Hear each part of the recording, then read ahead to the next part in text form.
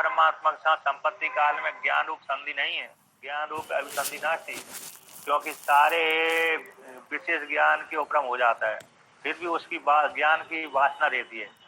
अविद्या जो वासना है वो बनी रहती है।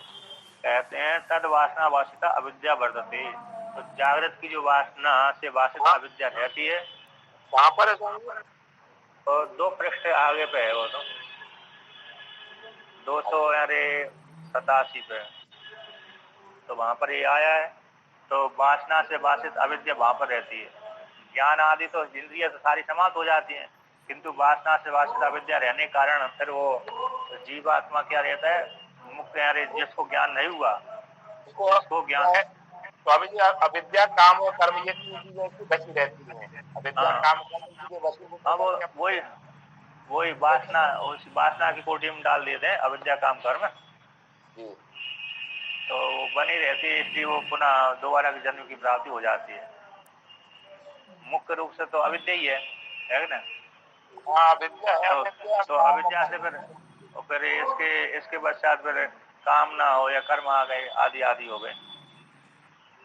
तो इस प्रकार से तो कहते हैं जो सत परमात्मा से सबल ब्रह्म से, सत परमात्मा से फिर सबल ब्रह्म आ जाएगा, और सबल ब्रह्म से फिर निकल करके इधर आ जाता है। तो सत परमात्मा से उठ करके प्राग भावितम, जो पूर्व जन्मों में अथवा पूर्व दिन में, पूर्व के दिन में अथवा पूर्व जन्मों में जैसी जैसी उसकी भावना थी, तो कहते हैं उसी के अनुसार वह व्याघ्रादि भावम, व्याघ्रादि भाव को प्राप्त हो जाता है, अर्थात व्याघ्रादि शरीर की प्राप्ति हो जाती है। आदि से अन्य जानवरों की देव मनुष्य आदि भावों भविष्यति, कहते हैं फिर मरने के पश्चात इन शरीरों में प्रवेश कर जाता है, या तो व्याघ्र बन जाता है, अथवा देव बन जाता है, अथवा मनुष्य बन जाता है, अथवा और कीड़े मकोड़े जड़ा पेड़ पौधे आदि बन जाता है। जैसा उसका कर्म था उसी के अनुसार उसको नई योनि की प्राप्ति हो जाती। परमात्मा से उठ करके पुनः फिर पंचाग्नि विद्या के क्रम के अनुसार उसको नई योनि की प्राप्ति हो जाती है ना? इस प्रकार से देव मनुष्य आदि भाव को प्रवेश धातु है, प्रवेश कर जाते हैं, मनुष्य आदि योनि में जन्म ले लेता है, देवता योनि में, मनुष्य योनि में, व्याघ्र आदि जन्म। कहते अब विद्वान को लेकर कहते हैं विद्वान तो शास्त्र आचार्य उपदेश जनित ज्ञान दीप प्रकाशतम सद ब्रह्मात्मानं प्रविश्य न अवर्तते इति ऐसा सत संपत्ति क्रम, किंतु अज्ञान जिस प्रकार से अज्ञानी लौट के आते उसी प्रकार से क्योंकि वो भी अज्ञानी सत परमात्मा के साथ एक ही भूत होता है, होने के पश्चात लौट के आ जाते, उसी प्रकार से विद्वान भी लौट करके आ जाना चाहिए, ऐसा पूर्व पक्षी का कहना है क्या नहीं? जिस प्रकार से पूर्व अज्ञानी सत परमात्मा के साथ एक ही भूत होकर के लौट करके आ जाते और मनुष्य आदि योनि को प्राप्त हो जाते हैं, उसी प्रकार से विद्वान को भी हो जाना चाहिए। कहते ऐसी बात नहीं, विद्वान को परमात्मा के साथ एक ही भूत होकर के लौट करके नहीं आना पड़ता, किंतु जो विद्वान है कैसे शास्त्र और आचार्य के उपदेश से उत्पन्न होने वाला ज्ञान रूप प्रकाश के द्वारा प्रकाश अपनी आत्मा को प्रकाशित कर लिया, शास्त्र के द्वारा और आचार्य के द्वारा। तो शास्त्र और आचार्य के उपदेश से उत्पन्न होने वाला जनतेन उत्पन्न होने वाला जो ज्ञान रूप दीपक है, ज्ञान रूप दीपक, उस दीपक के द्वारा प्रकाशित है। दीपक के द्वारा क्या प्रकाशित हो गया? तो कहते दीपक के द्वारा प्रकाशित हो गया सत्य सद ब्रह्मात्मानम, मैं सत परमात्मा मैं ही हूँ, जो निर्गुण निराकार परमात्मा है वो मैं हूँ, मेरे में परमात्मा भेद नहीं है। सद आत्मानम, सब सद ब्रह्मात्मानम, तो ब्रह्म जो है और आत्मा जो है, मैं अपने को जो आत्मा मानता था और जो ब्रह्म है वो दोनों एक ही है। सतरूप जो ब्रह्म है वह मैं ही हूँ, मेरे से भिन्न कोई ब्रह्म नहीं, और ब्रह्म से भिन्न मैं भिन्न नहीं हूँ, तो दोनों एक ही हैं। ऐसे अपने आप आत्मा को, ब्रह्म रूप आत्मा को, स्वतभूत आत्मा को जान करके उस ब्रह्म में प्रवेश जाता है, तो प्रवेश करके न आवर्तते, आकर लौटता नहीं है, इसी ऐसा सत संपत्ति क्रम, इस सत परमात्मा के साथ एक ही होने वाला क्रम है। इस प्रकार से तो जो शास्त्र आचार्य के द्वारा उपदेश को प्राप्त करके शास्त्र वर्णन कर दिया आचार्य के द्वारा, है ना, आचार्य के माध्यम से शास्त्र उपदेश करता है, तो शास्त्र वर्णन कर दिया कि जीवात्मा में उपाधि हटा देने से उसका जीव का मुख्य स्वरूप तो ब्रह्म ही है। उपाधि को लेकर के ही जीव अपने को कर्ता भोक्ता स्त्री पुरुष आदि मानता है, वास्तव में स्त्री पुरुष संज्ञा उसकी उपाधि को लेकर के, वास्तव में तो वो ब्रह्म ही है। इस प्रकार से, तो इस प्रकार से शास्त्र ने आचार्य के द्वारा उपदेश करवा दिया। तो ऐसे जान करके फिर सत्य के साथ एकीभूत हो गए। वेदांत का चिंतन करते करते करते आत्मवाद दृष्टव्य श्रोतव्य मंतव्य निध्यासितव्य इस श्रुति के अनुसार श्रवण करके मनन करके निध्यासन करके अपने आत्म तत्व को जान लिया, फिर उसको विवेक केवल की प्राप्ति हो गई। अब आगे कहते हैं पुनः, तो अब एक यहाँ पर वर्णन करते एक देशी मत को उठाते हैं। तो कहते हैं एक देशी, कहते हैं एक देशी मत को उठा करके उसको कहते हैं, कहते अन्य तू मूर्धन्या नाड्य उत्क्रम्य इत्यादि द्वारा सदगच्छन्ति इति आहु से तद असत है।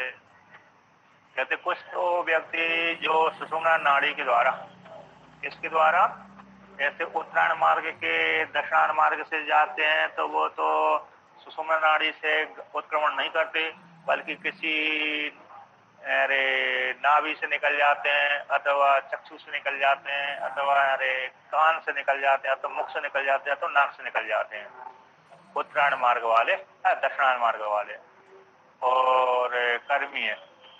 और जो नीचे के दो द्वारे से निकलते हैं तो वो तो नारकी योनि में जाते हैं, है ना।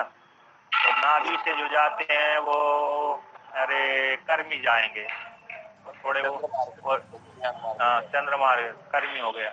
और जो चक्षु आदि से जाते हैं वो भी कर्म सम्मिलित उपासक है, कर्मी भी करते हैं और उपासना भी करते हैं। तो उससे तो जहाँ से जिस द्वार से जाता है उससे अनुमान लग जाता है कि अमुक व्यक्ति इस श्लोक में जाएगा। किंतु जो मूर्धन्य नाड़ी से, मूर्धा नाम की जो नाड़ी है, आधा सुषुम्ना नाम की नाड़ी, जो बच्चे में, जहाँ पर एक जो बच्चे में डिप होता है ना, वहां से जब निकलते हैं तो योगी जब निकाल जाता है, गमन करता है, यहाँ से ओमकार की उपासना करने वाला है, तो सुषुम्ना नाम की नाड़ी से मूर्धन्य नाड़ी के द्वारा उत्क्रमण करके आदित्य आदि द्वार के द्वारा परमात्मा को कर जाते हैं। तो ऐसा जो पूर्व पक्षी का कहना है, वो कहना ठीक नहीं है।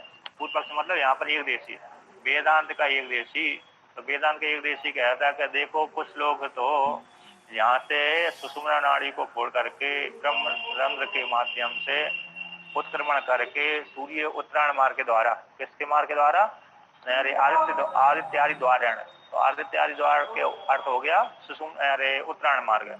उत्तरायण मार्ग के द्वारा सत्परमात्मा के साथ एकीभूत होते हैं। अर्थात तो उत्तरायण मार्ग से सूर्य की रश्मि के द्वारा वह ब्रह्मलोक में पहुंचते हैं, ठीक है ना। तो ब्रह्मलोक में जाकर के सुषुम्ना नाड़ी से निकल करके सूर्य की किरणों के माध्यम से सूर्य लोक से होते हुए आगे ऊपर हिरण्यगर्भ लोक को पहुंच जाते हैं। तो वहां पर जाकर के सत्परमात्मा के साथ एकीभूत हो जाते हैं। तो ऐसा जो कहना है वेदांत का एक देशी है, तो उसका जो कहना तद असत है, वो ठीक नहीं है। ठीक है, नहीं है। तो क्यों ठीक नहीं है? पूरे वेदांत एक देशी पूछते हैं क्यों ठीक नहीं है। देश काल निमित्त फल अभिसंधान है न गमन दर्शनात्। कहते देश काल निमित्त फल के साथ संबंध होने से गमन देखा जाता है। किसका? अर्थात वेदांत का जो एक देशी, उसका कहना है कि शरीर छोड़ने के पश्चात वह मूर्धा नाड़ी से निकलेगा विद्वान, और निकल करके कहाँ जाएगा? ब्रह्मलोक में जाएगा। ब्रह्मलोक में जाकर के फिर मुक्त होगा। तो ऐसा जो वेदांत का एक देशी था, उस देशी का मत था। तो सिद्धांत कहते हैं ऐसी बात नहीं है। देश काल निमित्त, जहाँ पर गमन दर्शन कहाँ देखा जाता है कि देश काल निमित्त फल के साथ, देश है, काल है, निमित्त आदि फल के साथ संबंध होने से, संधि होने से गमन देखा जाता है। कोई देश रूप फल के साथ, कोई काल रूप फल के साथ, और कोई निमित्त रूप फल के साथ संधि कर लेने से उस व्यक्ति में गमन देखा जाता है। यदि हमको उस देश को देखने जाना है ना, मथुरा घूमने जाना है, गोवर्धन पर्वत की परिक्रमा लगाने जाना है, तो देश हो गया। उस अमावस्या पूर्णिमा के दिन नर्मदा जी में स्नान करना है, गंगा में स्नान करना है, तो काल हो गया, है ना। और निमित्त हो गया, कोई शुभ कर्म, शुभ फल, पुण्य कर्म उदित हो गया, उसको निमित्त बना दिया। अथवा कोई कहीं जा रहे थे, अशुद्ध आदि हो गए, तो फिर उसको शुद्ध करने के लिए किसी नदी आदि में स्नान करने के लिए चले गए। तो इनके साथ है, अथवा फल हो गया कि सुख भोगने के लिए, तो इनके साथ संबंध हो जाने, देश के साथ संबंध काल के साथ संबंध, निमित्त के साथ संबंध और फल के साथ संबंध हो जाने से गमन देखा जाता है। किंतु नहीं सदात्म एकत्वदर्शिन सत्य देश काल निमित्त फलादि अन्यथा अभिसंधि उपपद्यते विरोधात। कहते यानी क्योंकि जो सत्य परमात्मा के साथ सदात्म एक दर्शिना अपने आप को एक रूप से जानता है, जीवात्मा परमात्मा को एक करके जानता है, अर्थात परमात्मा से भिन्न अपने को नहीं जानता। इस प्रकार से जो जिसने अब तत्व शोधन करके तत्पदवाद से जो जीवात्मा है, उत्तम पदवाद से जो तत्पदवाद से जो ईश्वर है, उत्तम पदवाद से जो जीवात्मा है, दोनों को शोधन करके एक कर लिया। एक करके अपने को अभिध रूप से चिंतन करता है, जो ब्रह्म है वो मैं ही हूँ, मुझसे भिन्न कोई ब्रह्म दूसरा नहीं है और ब्रह्म से भिन्न मैं दूसरा नहीं हूँ। ऐसे ही सदात्म एकत्वदर्शी का जिसने सत्य परमात्मा के साथ जोड़ लिया, संधि कर लिए, एक कर ली, ऐसे उस दर्शी का, दृष्टा का, मेरे निध्यासन करने वाले साधक का, अपरो साक्षात्कार करने वाले साधक का, ब्रह्मवेत्ता का देश काल निमित्त फल, देश है, काल है, निमित्त फल आदि जो कैसे सारे अनृत मिथ्या हैं। जिसने परमात्मा के साथ संधि जोड़ लेने से सारे जगत को मिथ्या सिद्ध कर दिया। देश भी मिथ्या, काल भी मिथ्या, निमित्त मिथ्या, फल आदि भी कैसे मिथ्या है। उनके साथ अनृत जो मिथ्या है, उनके साथ संबंधी अनृत के साथ अभिसंधि न उपपद्यते, उत्पन्न नहीं होती। तो नहीं की जो नकार में, नहीं में सबसे पहले नकार है, तो अभिसंधि न उपपद्यते, उपपद्य के साथ जोड़ लेने से अर्थ निकल जाता है। अर्थात ब्रह्मवेत्ता के लिए जो आत्मा का चिंतन करने वाला है, उसके वो है देश काल निमित्त आदि फल आदि के साथ अनृत जो ये सारे हैं उनके साथ संबंध हो नहीं जोड़ता, क्योंकि विरोध हो जाता है।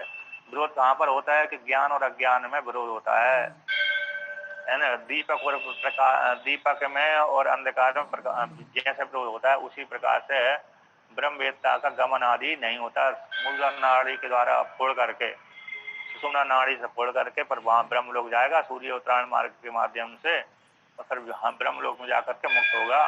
तो ये जो कहना ठीक नहीं है, क्योंकि गमन कौन करता है? जिसको कामना होती है, किंतु ब्रह्मवेत्ता को कोई कामना है ही नहीं है, कामना बची नहीं है, तो गमन कहाँ से होगा? आता उसका कोई लिंग भी नहीं है और गमन भी नहीं है। न तत्व प्राण उत्क्रामणते, इस श्रुति के अनुसार उसके प्राण भी उत्क्रमण नहीं करते। अब आगे उसी को कहते हैं फल अभिसंधि के द्वारा। टीकाकार कहते हैं फल अभिसंधि मतलब यारे सत्य सत्य बुद्धि के द्वारा उस पर उसने अपने आप को सत्य बुद्धि के माध्यम से क्या कर लिया? अपने आत्मा उसके साथ आत्मा का चिंतन, अरे आत्मा को चिंतन को छोड़ करके दूसरे को साथ संबंध बनाते नहीं है, इसलिए उसका देश काल आदि निमित्त फल आदि के साथ संबंध न होने से वो गमन नहीं करता। अब आगे कहते हैं और तो यारे 26 27वीं 27वीं पंक्ति थी। अब आगे कहते हैं कि गति के जो हेतु अविद्यादियों का विद्या के द्वारा नाश हो जाता है। गति के हेतु कौन थे? कि अविद्या है, काम है, कर्म है, वासना आदि है, जो गति के हेतु है, मतलब लोकांतर गमन कराने के। अज्ञान बचा है, कामना बची हुई है और कर्म आदि शेष बचा हुआ है, तो ये व्यक्ति को प्रवृत्त करा देते हैं। तो कहते हैं गति के हेतु जो अविद्या आदि थे वे विद्या के द्वारा नाश हो गए। अब स्वरूपता भी अभाव हो जाने से गति, इनका स्वरूप तो भी अभाव हो जाते, गतिर अनुपत्ति, गति को उत्पत्ति नहीं होती, इनका स्वरूप से भी अभाव हो गया, अतः इनका है ही नहीं है। ज्ञान के द्वारा ज्ञान का नाश हो जाने से फिर गति की प्राप्ति नहीं होती।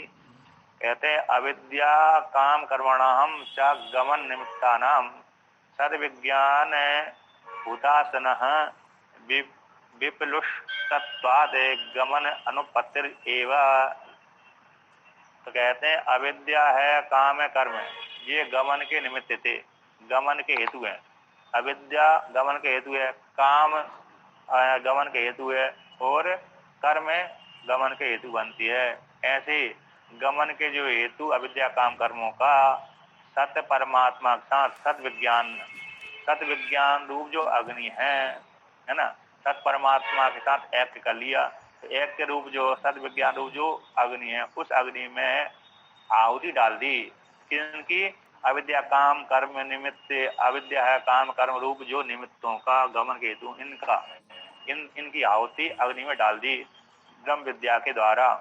तो कहते हैं सद विज्ञान होता सन, सद विज्ञान रूप जो अग्नि है, उस अग्नि में असन अग्नि में डाल देने से, उत्त कर देने से, उस अग्नि के द्वारा जो अविद्या रूप जो काम कर्म थे वो विलुष्टत्वात् नष्ट हो जाने से, तो जो गमन के निमित्त हेतु थे अब उनमें गमन की प्राप्ति नहीं होती। गमन अनुपत्ति रहेगा।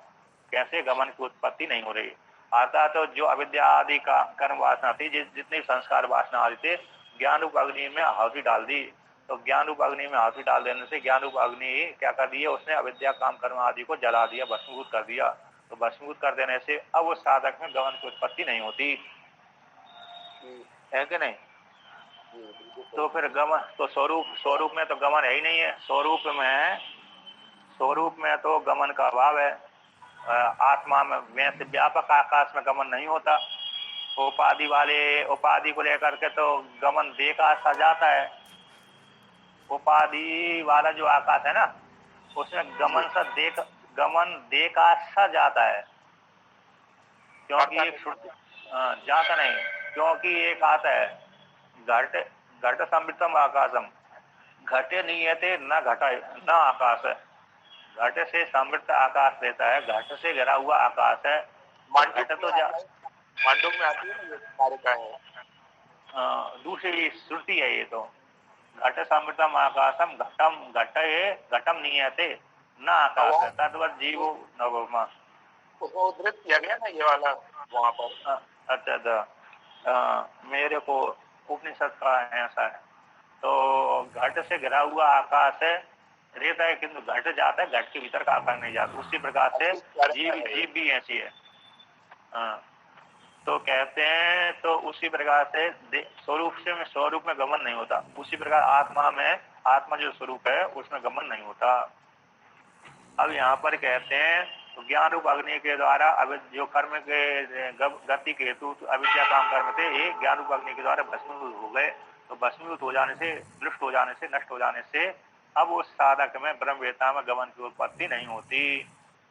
उसी को यहाँ पर श्रुति के द्वारा वर्णन करते हैं, यानी मुंडक उपनिषद को लेकर कहते हैं।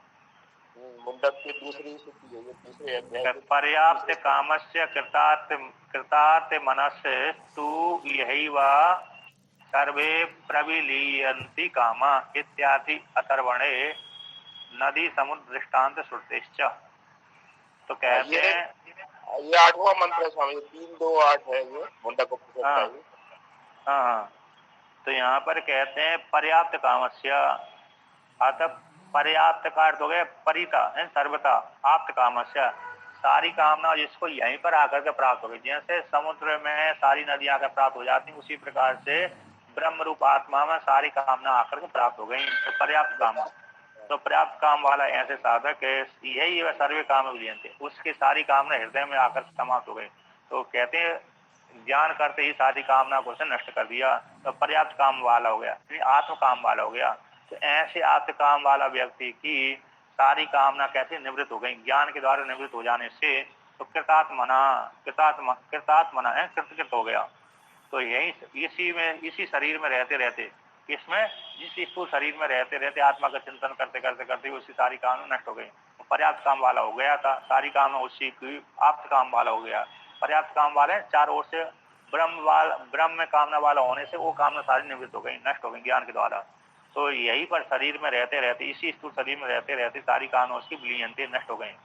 तो उसमें हेतु है कृतात्मानो, जब सारी कामना नष्ट हो जाती हैं तो वो कृतकृत हो जाता है। ऐसे कृतात्मान होता हुआ यही वह सर्वे विलीयंते, सर्वे जितने भी काम थे उसकी हृदय में सारी कामना ब्रह्म रूप हृदय में, हृदयाकाश में ही लीन हो जाती है, नष्ट हो जाती हैं।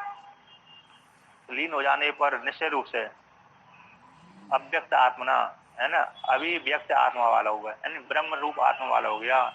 तो इसी शरीर में रहते रहते सारी कामना को नष्ट कर दिया।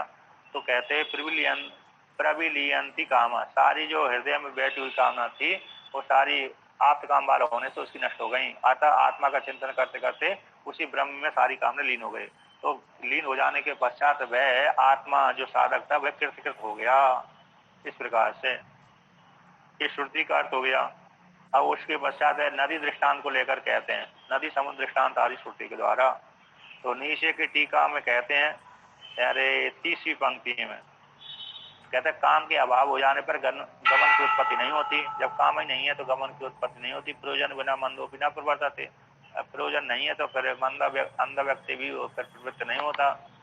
उसी को लेकर के अब आगे वर्णन करते हैं। समुद्र दृष्टांत की श्रुति भगवान भास्कर ने कहा समुद्र और नदी दृष्टांत श्रुति से। प्रश्नोपनिषद को मंत्र उठा कर दे देते हैं यहाँ पर। स यथा इमा नद्या चंद्यमाना समुद्राणा समुद्रम प्राप्य अस्तम गच्छन्ति विद्यते तासाम नाम रूपे समुद्र इति प्रोच्यते। एवमेव अस्य परिदृष्टो इमास षोडशः कलह पुरुषयाणः पुरुषम प्राप्य अस्तम गच्छन्ति विद्यते चासाम नाम रूपी पुरुष इति एवं प्रोच्यते इति श्रुति। कहते स यथा ये दृष्टांत है, जैसे जो नदियां हैं बहती बहती समुद्र को प्राप्त हो जाती हैं और समुद्र को प्राप्त होकर के अपने नाम रूप को त्याग देती हैं। उनके जो नदी का गंगा नाम था, यमुना नाम था, नर्मदा नाम था, सरस्वती नाम था, और जो नाम भी था और रूप भी था। ऐसी सर्प के आकार की चलती है ना। नदी कैसी चलती है? सर्पाकार।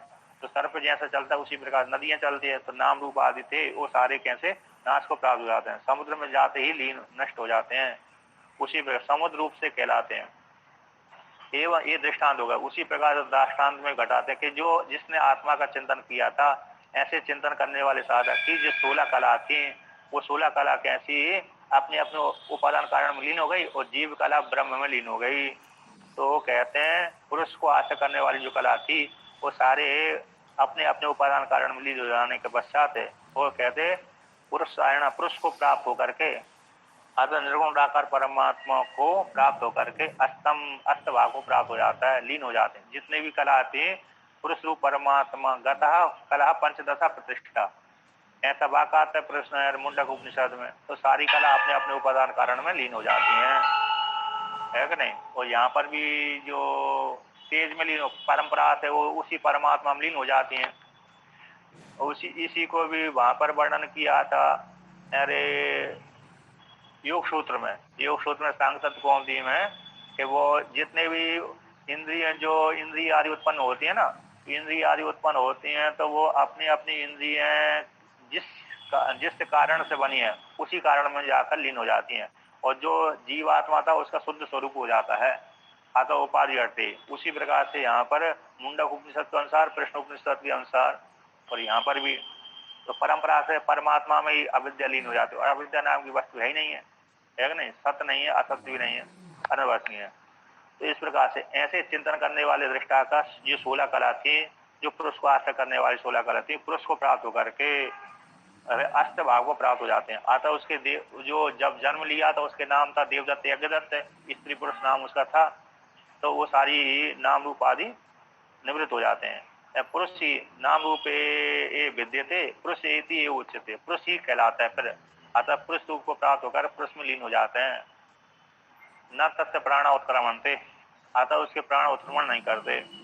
इसी प्रकार से समुद्र दृष्टांत श्रुति के द्वारा पुरुष शब्द पर देवता संपत्ति मात्र, यहाँ पर पुरुष शब्द से कैसे पर देवता की संपत्ति मात्र के द्वारा, कला शब्द से प्राण आदि लयम बदंती है, जो कैसे है जो कला आदि जो है उस परम पुरुष रूप परमात्मा को प्राप्त हो जाते हैं।